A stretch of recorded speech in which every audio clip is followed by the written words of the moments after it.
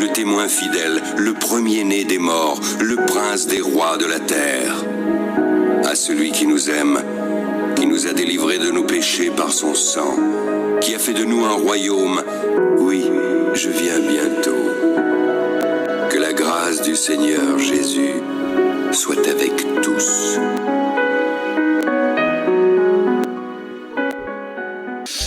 Les premiers commandements de Satan dit ceci. Ne permettez pas aux chrétiens de lire la Bible, mais laissez-les lire des livres à caractère religieux et des Corans et des prodiges. Alléluia. Vous allez remarquer quelqu'un chez lui, il n'a même pas la Bible, mais il porte des habits 10 000 fois que cher la Bible. Vous allez remarquer quelqu'un n'a même pas la Bible chez lui, mais il a les livres des prodiges. Donc il y a les livres religieux, n'importe quoi chez lui. La Bible, c'est très important. Il faut méditer la Bible, bien aimé. Il faut méditer la Bible. Le deuxième commandement de Satan dit ceci.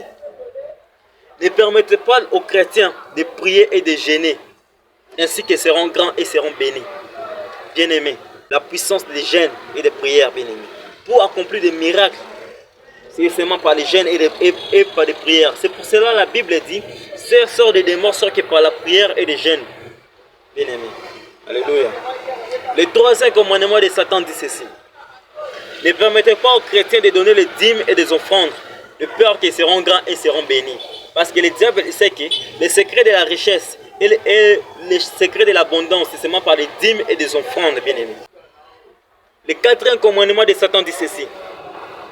Dites aux chrétiens que Dieu le Père n'a pas besoin des dîmes et des offrandes. Ce sont les pasteurs qui les volent. Donc, le diable, c'est le père des mensonges. Il a menti que Dieu n'a pas besoin des dîmes et des offrandes, bien-aimés. Il a menti. C'est pour cela que vous allez remarquer, il y a des gens dans ce monde ici.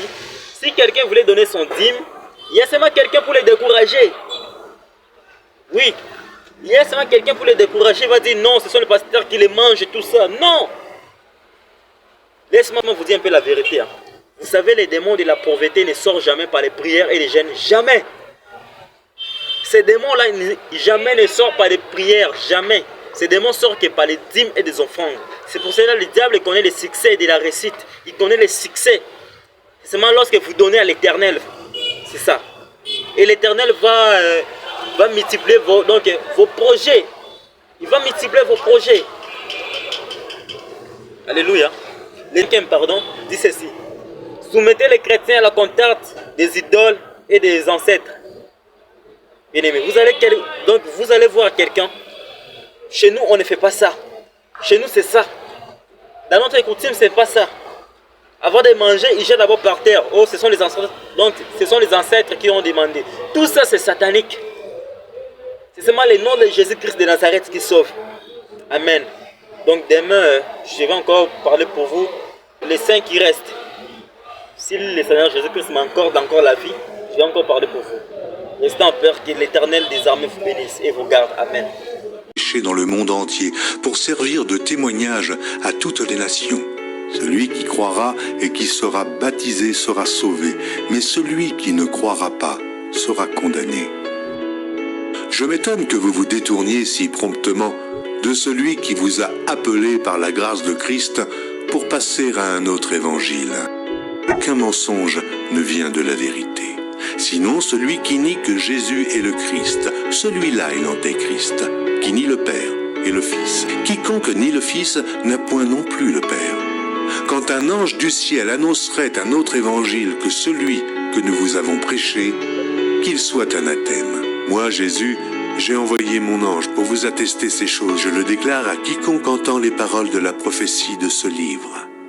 Si quelqu'un y ajoute quelque chose, Dieu le frappera des fléaux décrits dans ce livre. Et si quelqu'un retranche quelque chose des paroles du livre de cette prophétie, Dieu retranchera sa part de l'arbre de la vie et de la ville sainte décrits dans ce livre. Ces paroles sont certaines et véritables. Et le Seigneur, le Dieu des esprits des prophètes, a envoyé son ange pour montrer à ses serviteurs les choses qui doivent arriver bientôt. Et voici, je viens bientôt.